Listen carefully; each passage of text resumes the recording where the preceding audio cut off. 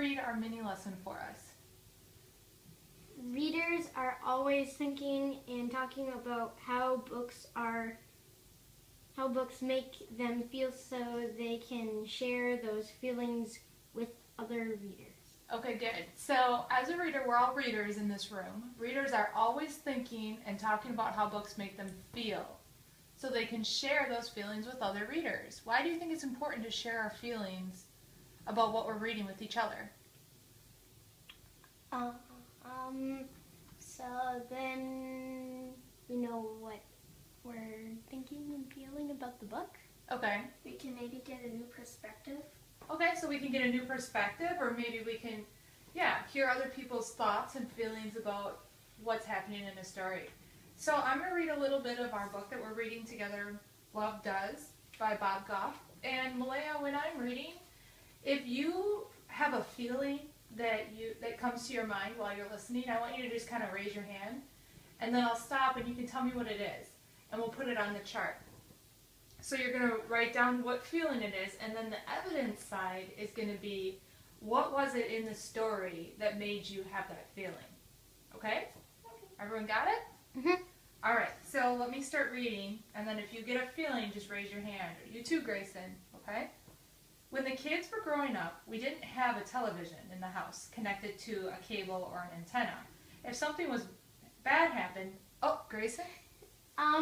It must really stink to not have a TV. So what feeling is that? I feel bad for them. Sympathy. Okay. So it's sympathy. Okay, write that down. Grayson, you put that in your reader's notebook too, underneath your mini lesson. So we're all copying this down too.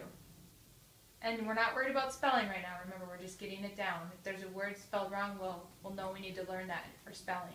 Sympathy, and what was the evidence that made you feel sympathetic or have sympathy? That they didn't have a TV. They had no TV. Okay, good. I'll keep going a little bit while Malaya's writing. If something bad happened in the world, I wanted the kids to hear about it from me. Whether it was news that the president had a girlfriend, or that a plane hit a building. I thought the kids should hear it from me. On the morning of September 11th, 2011, I rushed home before the kids left for school and gathered them around our dining room table and told them what had happened.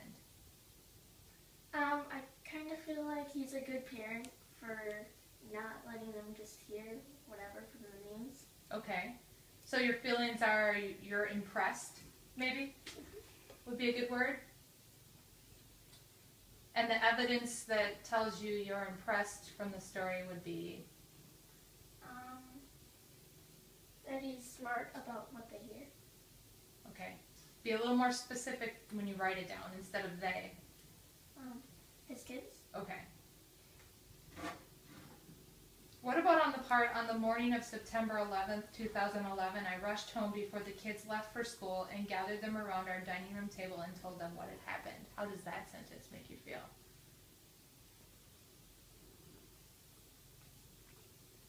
Me? Anyone? I know you weren't around for September 11th, Malaya. It was your 2-month birthday. So you don't have a real personal connection to 9/11 because you don't remember it. But for me, that makes me feel sad. Mm-hmm. So for feelings, I would write down sad. And just because 9/11, and you can write 9/11 for evidence from the story. Because 9/11 was a sad day that I remember. Mm-hmm. Okay? So you get the idea of how readers are always, we only read like 3 sentences, and look at how many feelings we just had. So we're constantly having feelings as we're reading. We don't even realize it, but they're always happening. As long as we're reading and we're thinking about what we're reading, we're developing feelings based on the evidence in the text. So today, when you're reading independently, I want you to find some feelings that you're having, and I want you to make the same chart when you're reading on your own with the books you've picked out. And write down some of the things you're feeling and some evidence. And be specific. Try not to use they or she. Use names or be a little more detailed when you're describing how your evidence is.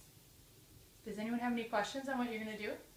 And then we're going to get back together and share some of your feelings from the books you're reading. questions. I hope you find this lesson helpful on teaching your young readers how to share their thinking and their feelings about books that they are reading, and to also hold them accountable for their feelings by helping them find evidence to support them from the text. Have a great day, and that's all for now.